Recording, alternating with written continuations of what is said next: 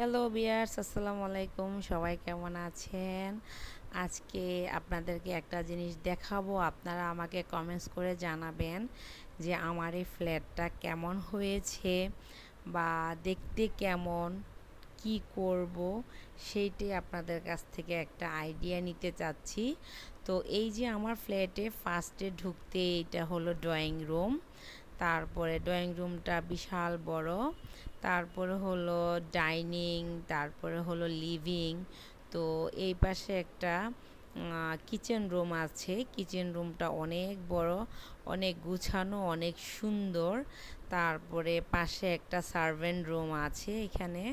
তো এই তো আমি আপনাদেরকে সব ঘুরে ঘুরে দেখাচ্ছি। তো আপনারা জানাবেন আমার এই ফ্ল্যাটের ডিজাইনটা কেমন বা আপনাদের কাছে কেমন লেগেছে, কি করলে ভালো লাগবে।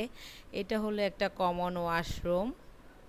আর এটা হলো আম, হ্যাঁ, এটা কমন ওয়াশরুম। তারপরে হাত ধোয়ার যে ভেসিন ওইটা। তারপরে হলো যে এটা মাস্টার বেডরুম।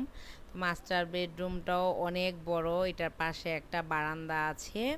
তারপরে এই পাশে একটা মাস্টার বেডের সাথে একটা টয়লেট আছে। আর এই যে এই পাশে বারান্দা। তো যেহেতু আমরা রাতের বেলা আসছি, ওই রকম ভালো করে ভিডিওটা করতে পারিনি।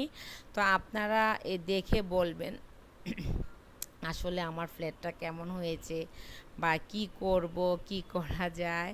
এখানে হলো কম গেস্ট বাথরুম। আর এটা হলো যে একটা গেস্ট রুম।